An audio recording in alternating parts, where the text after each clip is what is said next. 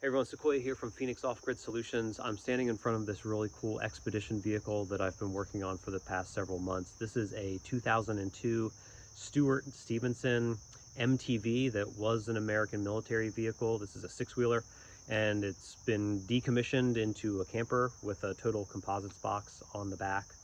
And I was brought in to implement and execute a lot of the systems, the water system, the electrical system, the bed system, installation of the appliances, and it's been a lot of fun, and it was a big challenge. The sheer size of this thing was a challenge to work with, climbing in and out, walking around the vehicle, just a lot of sweat. Working with the total composites box was new for me. That was a challenge. The thickness of the floor and the walls, and it being fiberglass and not wood or not metal, was a challenge. Running wires was a challenge. You'll check out the systems as I go through the tour. I'm really excited to show you all of this. I will say that the entire vehicle was designed by the client, and he had the whole vision, from the box to the habitat, the cabinetry, the electrical, the plumbing. And so I was working with his design for a lot of that, and then made adjustments as I thought appropriate as we were building it out. But next week it's getting picked up, and it will soon be on its way for a life of world travel. So let me know if you have any questions in the comments. My name is Sequoia. I'm owner of Phoenix Off-Grid Solutions right here in Pennsylvania, and I do custom build outs. I do a lot of off-grid power systems and off-grid water systems in van conversions. I also have an online store, and I also offer a DIY membership for folks that want to build out their own camper van or their own rig and want professional help in doing so. I have a lot of tips and tricks, and I've been doing this for 5 years and have built out over 100 different custom conversion vehicles. So check me out, watch the video. I hope you love it, and see you next time. The exterior of this rig is really impressive. It's suffice to say that it's totally badass. You can see we have an aftermarket front bumper up here with a winch, LED headlights. The cab's been sprayed in like a gray bed liner.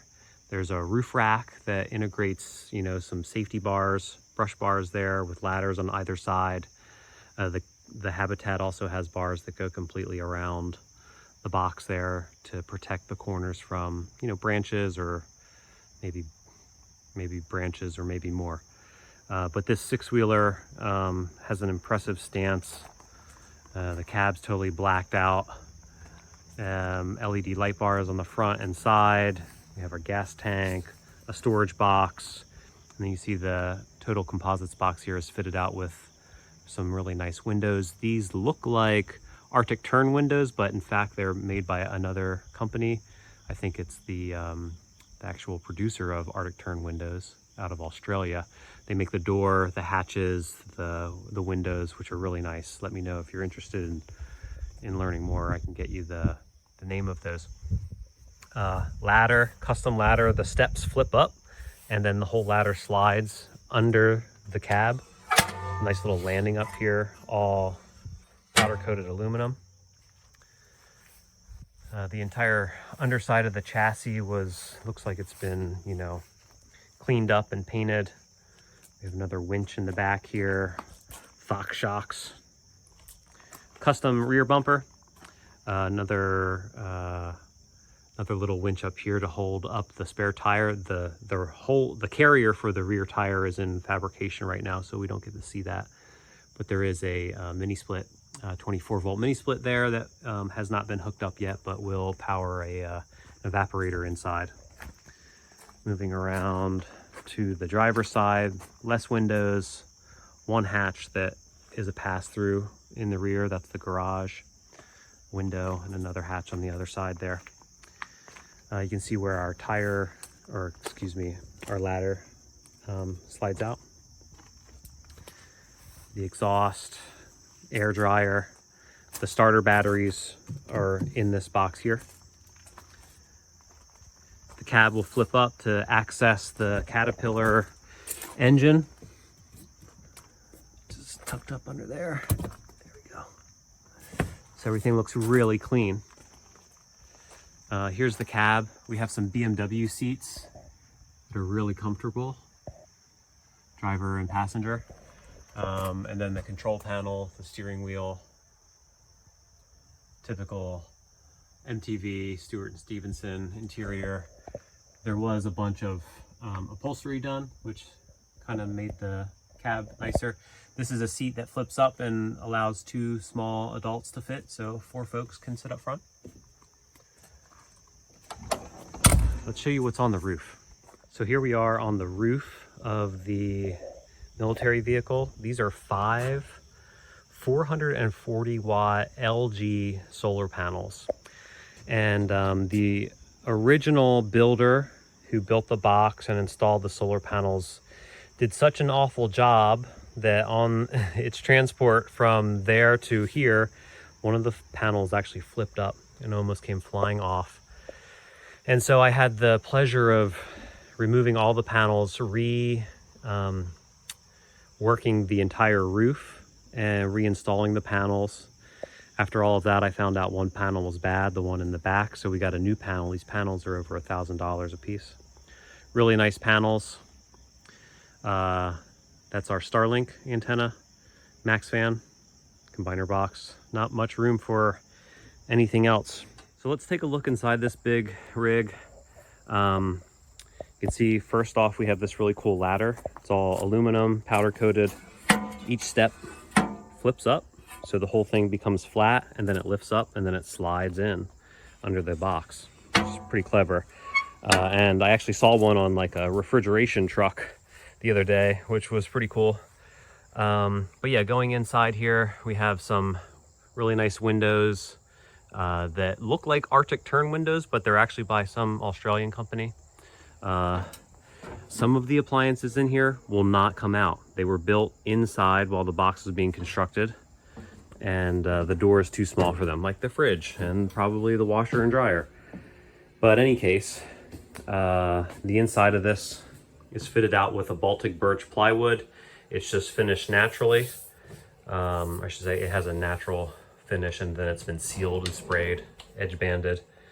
This was all done by Calibrated Eye, who again didn't design everything, but he has CNC routing capabilities in a wood shop, so he spent a lot of time making all of this look really good, including this table here. This is a 1-inch plywood table that's been routed out and edge banded really nicely, so that this table can go up and down, and then the wings can sit on the bench tops and provide extra strength in case there needs to be a bed down here.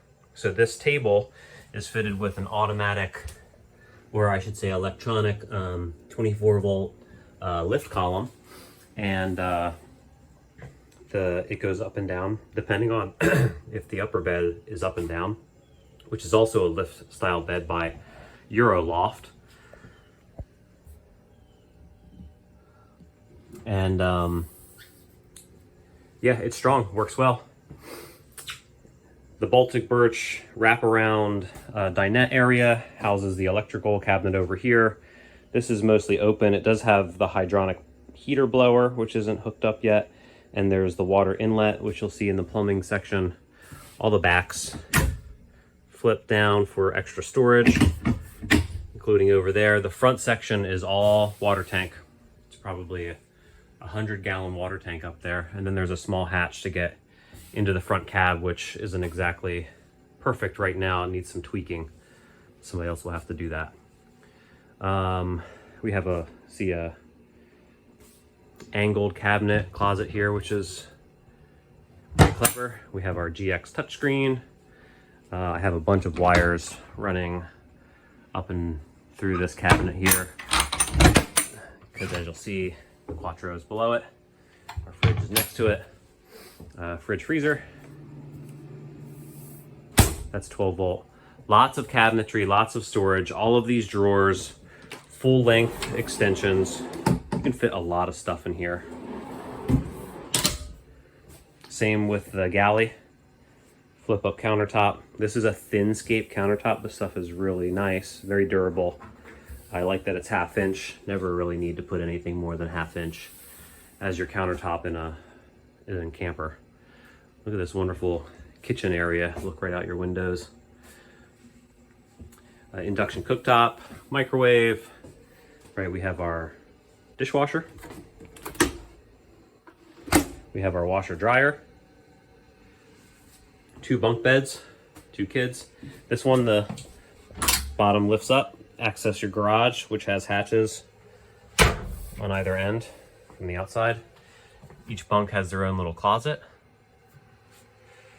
Here's our bathroom, fitted with some shelving inside. USB to charge your toothbrushes. We have a flip down sink and a separate composting toilet with a urine diverter. You hear that little whooshing, that's the exhaust fan. Heated towel bar, so that if there's extra power, which there probably will be a lot in this rig, you can dry your towels. We're still working on the shower mixer, but it's basically a thermostatic, really nice mixer that took some very clever ingenuity. We have a big block here that's going to get refabbed. PEX is recessed into just a 3/4 inch wall. That made it challenging. The sink, this is all like one custom molded piece. The drain is back in here. Actually lift this out and see the drain down in there. But pretty clever. Nice for space saving situation. The shower, big shower stall. We just used the wall of the box and the floor of the box as the floor and the wall of the shower. Caulked it really well. The drain is just something I got at Lowe's. You can see it sits proud, maybe 1/8 to 3/16 up. The client's gonna put like a wood mat in here to stand on so it's not so slippery. Drain does work. And we have a defunct light in the shower. Both the bathroom and the shower stall have Rec Pro sliding doors. These are sort of like a Nautilus door. They're in sort of a gray, but they seem to work just fine. Yeah, let's see what else inside here. We have our 24-volt mini split, which is not hooked up completely. I have the holes drilled. We're gonna fit that today, hopefully, as one of the last projects. And that, you know, is gonna run very efficiently off of our 2200 watts of solar on the roof. So this is our plumbing system. Our journey starts here at our city water inlet. So the idea is that you can hook a hose up to this. It fills our 100-gallon water tank, which is in the front of the cab here. But first it passes through an electric valve and then a 3-stage water filter with 120 10-micron filters. And then it fills up there. That vinyl is the vent. And the idea is that because the tank is so large, this electronic valve will talk to the float level sensor in the tank and tell it when it's full so that it can turn off the hose, because the client didn't want to wait for the 100 gallons to fill, which is totally understandable. And they can walk away now and not have to worry about that. This is the drain for the tank. It comes down and feeds our plumbing box here, which holds our water tank and our water pump. There's a valve for a main drain. The pickup line for the water pump flows through our water pump, and then cold water distributes into our hot water tank and then up into the habitat. Some of this stuff isn't finalized. Remember, I have a whole week to go before the client picks up, so I'm saving some of the tiny stuff for last. Also, a lot of these pipes may get pipe heaters as well. That's outside of my scope, but the client desires that there be some pipe heaters and insulation wrapped on these pipes, which I totally get, especially if you're going to Alaska. But we have pressure relief for the hot water heater and drain right here. This is an isotherm unit, which is really nice, electric 120 heating element. It also has ports for a hydronic heater, which is why there's this open space right here. That's something that I'm not installing, but a hydronic heater could go here, which would heat the inside of this, or heat the water in this water tank from the diesel tank, which is just right next door. Also a bunch of room up here too for potentially a heater. There's our blower for future hydronic heating. So yeah, let's move on into the cabin. I'll show you how the water gets distributed to the sink and all the different appliances. Came up through the floor. They come up under this panel. They feed our faucet here. Cold water gets filtered through 2 additional stages, and then there's a UV filter, and then it comes up into our faucet. Hot water isn't filtered through the additional stages. All this stuff here is for this fancy faucet here, which you can turn on and off with a touch of your hand. Let's see, more plumbing. There's a lot going on behind the washer and dryer and dishwasher, and I'll hopefully include a little segment of that I took a few weeks earlier. But now that our plumbing system's sort of been gone over, oh, we have the drains, right? So there's a drain for the shower. Don't forget your drains. A drain for this sink, and then a drain, a urine drain for the toilet, and then also a vent. So let's hop out and go check that out on the other side. So this is another challenge that I was working with. Because our shower just was right on the floor of this vehicle, we had a 2-inch drain come down, and then we have what is called a gulper whale, a whale gulper, which is like a waste pump. This pump works with this little T-vent here, this little, I don't know, funnel. It senses when there's water here, and this is collecting water from 2 spots, the drain of the sink and then also the shower. Once it senses water, it will pump, and then pump it up into the cab and then into our drain over here, which tees down into our gray tank, which is this massive custom aluminum made tank, which will dump right here with another electronic valve that will be controlled inside. So that's the water system. I'm not totally impressed with what I came up with here regarding all of the tubing and piping. I'm thinking next time, or maybe even before the client picks up, converting to some black rubber hose. It's 1-inch ID, which is quite a big hose. But really I just want to test it out and see if it works, and if it does, great, and we can modify it, and if it doesn't, well, then we can start over. So here's the electrical system, and you can see it's housed on this bench back, and then there's also a bunch of stuff under the bench seat. And this is very different from anything I've ever done, and some of it makes sense, some of it's a little overly complicated. And remember, this was all designed by the client, so all the electrical system is housed basically in this bench. The Quattro 24 volt 5000 watt inverter charger is over here in this little closet area, and yes, it's very tight. Keeping it cool will be an issue, although that thing is a real monster. We have some ventilation here. We have a hole cut out right next to the vent of the inverter there, which will be packed with a fan. And then down here we have another vent there too, which will also be packed out with a fan. And those will be connected to the servo and node red, and they will activate when the inverter charger fan comes on. And so on this backboard here, this is very like a industrial or European style electrical board. They're DIN rail mounted breakers. This is our AC 120 side. That's our 24 volt DC side. And then in the middle here we have some solid state relays, which are controlling a heater, hot water heater, electric floor heater, and then we'll also have some pipe heaters on the outside. These are all DIN rail contactors, and then this is like a home automation relay board by Kincony.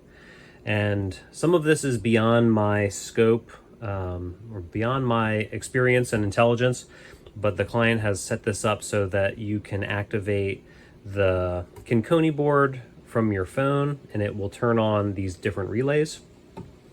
Some are for lights, some are for water pumps, some are for heaters and electronic valves, but basically these circuits are controlled from a device.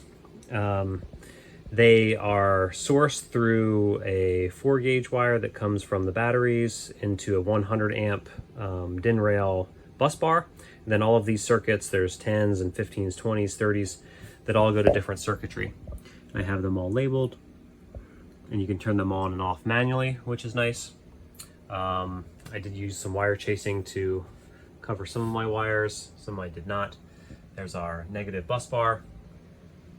Over here we have one big DC-DC converter. This is for 12 volt appliances. We have a refrigerator, we have a max fan, and then I also have this little control board here, which could accept different voltages, but it controls this table base. So this thing can go up and down depending on if the bed is down or the bed is up. What else do we have going on in here? We have a massive solar breaker coming in, and once we flip up this and check out the base, we'll see all of that stuff. Over here with our 120, same type breaker, we have our hot line coming in.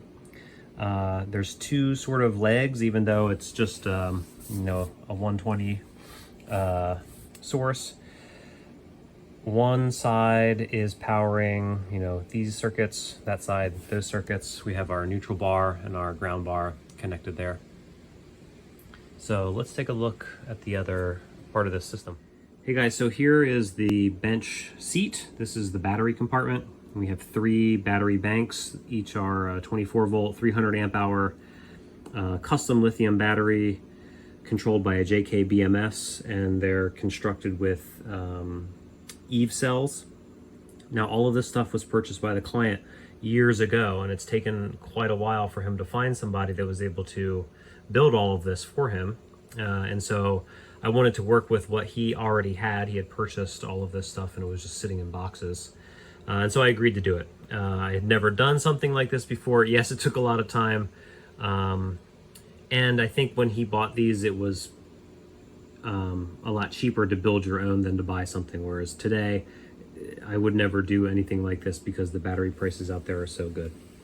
But anyway, they're working together in parallel. They come together in our links power in. Now these are 2 links power in, just completely connected. There's no physical contactor or switch, which is something I wanted to include, but the client opted to pass, because there's just 3 little buttons here. And I think he was relying on the internal BMSs to aggregate together and function as a battery monitor to measure current flow, and it's not quite working out the way he wanted. So I believe he's going to throw in a separate these 2 and put in a link shunt here, which I think would be a great idea.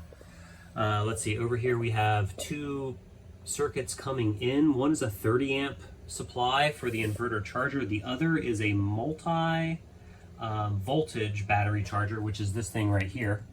And this and the DC-DC chargers, which are located outside the vehicle, are by the same company, like Szwengao or Szwengao. They're a Chinese company. It seems like a high quality component, and this thing will accept 120 and 240.